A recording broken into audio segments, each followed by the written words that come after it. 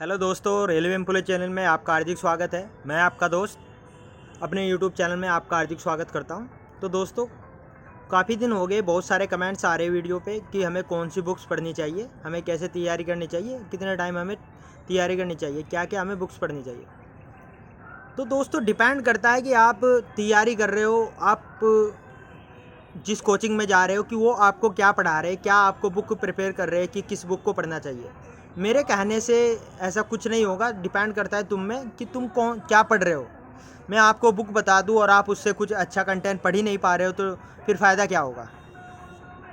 तो दोस्तों, वीडियो आज की शुरू करते हैं इसी टॉपिक पे, आपको कौन सी बुक्स पढ़नी चाहिए और आपको कितना पढ़ना चाहिए।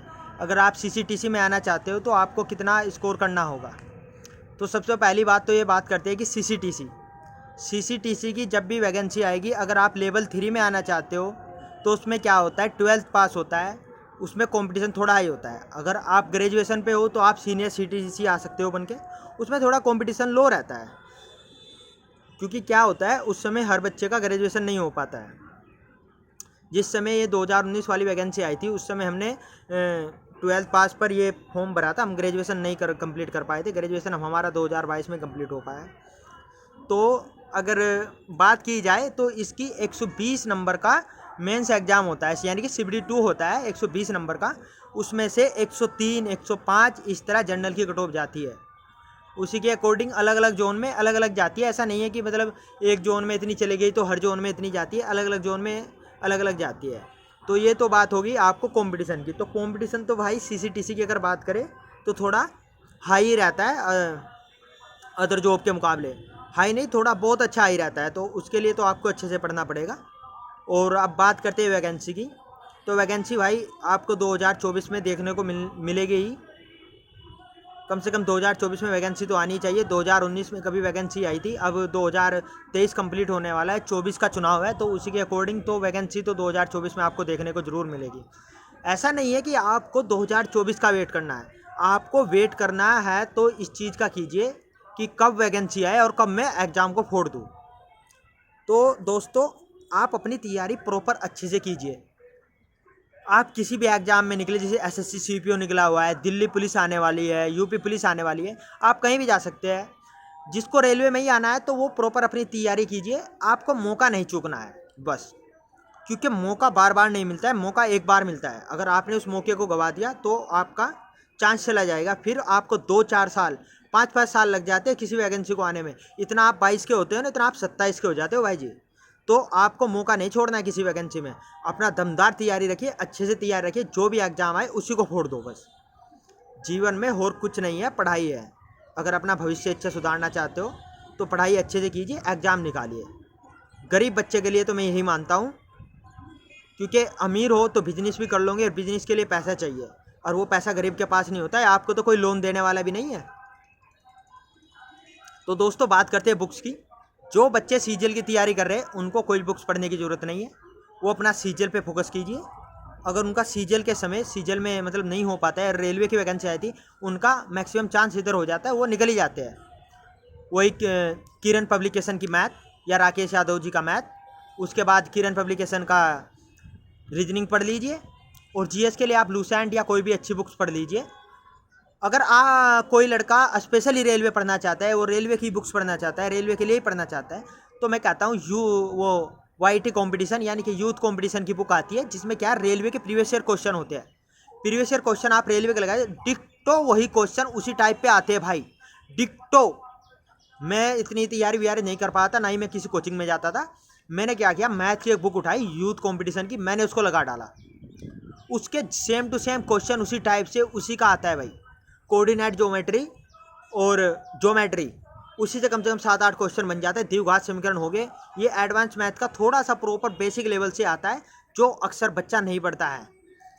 जितना अर्थमेटिक आता है उसका कम से कम 40% एडवांस भी आता है हर एग्जाम में। और कोऑर्डिनेट ज्योमेट्री से 4-4, 5-5 क्वेश्चन आते हैं लाइन वाले, कि संगत होगा, असंगत होगा, क्या होगा, पैरेलल लाइन होगी, क्या होगी, कितने मूल होंगे, कितने नहीं होंगे, उसको पढ़िए अच्छे से।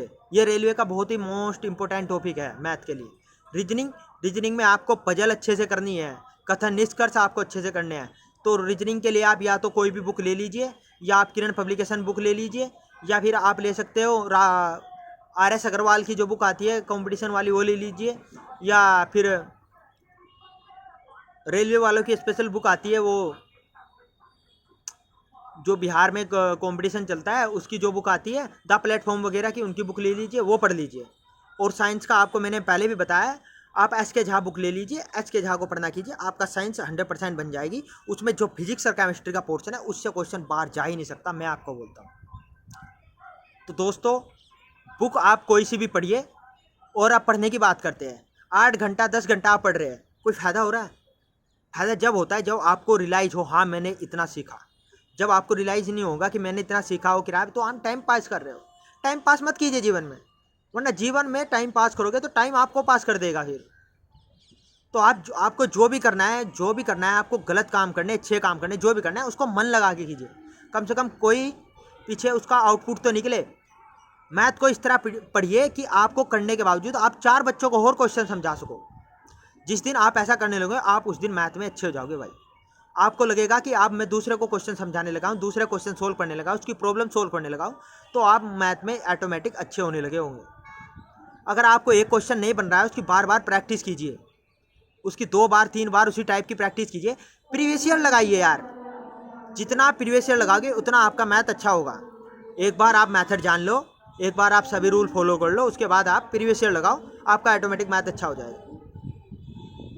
तो दोस्तों अगर आपको मैथ की बुक पढ़नी है तो यूथ कंपटीशन ले लो, या फिर ले लो आप कौन सी, राकेश यादव ले लो, या किरण पब्लिकेशन ले लो, ठीक है। उसके बाद रीजनिंग की बात करते हैं, किरण पब्लिकेशन ले लो, राकेश यादव जी की पढ़ रहे तो वो भी पढ़ लो, या कौन सी द प्लेटफॉर्म की पढ़ लो, और RS अग्रवाल रीजनिंग पढ़ लो। आप दोनों तीनों में से कोई भी पढ़ लो, सभी बेटर है, पर आप पे डिपेंड करता है कि आप किस टाइप को पढ़ रहे हो या नहीं पढ़ रहे हो। जो एग्जाम में आने वाली है उसको आप पढ़ ही नहीं रहे हो तो फायदा क्या होगा।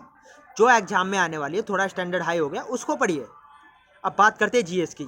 जीएस में आप लूसेंट पढ़िए, कोई भी आप बुक ले लीजिए, अच्छी अच्छी बुक आती है, आप उनको पढ़िए।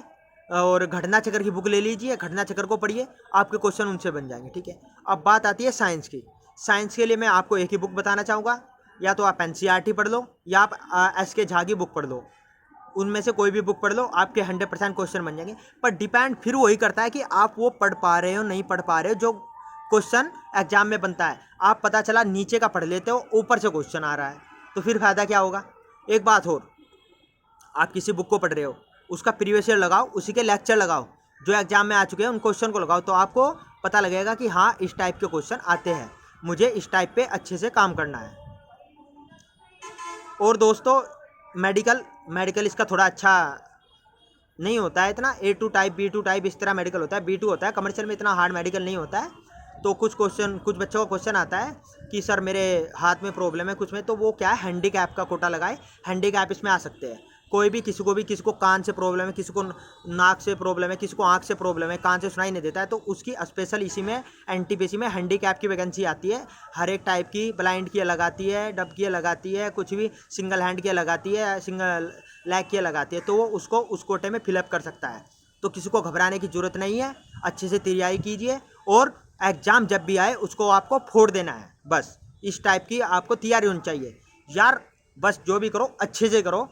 ओके, नमस्कार दोस्तों, प्लीज़ चैनल को लाइक करें, शेयर करें और सब्सक्राइब करें। मैं आपके साथ हमेशा जुड़ा रहूँगा, आपको मोटिवेशन वीडियो देता रहूँगा। जो मुझसे बनेगा मैं आपके साथ हमेशा अच्छे से अच्छा वीडियो बनाता रहूँगा, motivation and informative video. Okay दोस्तों, नमस्कार।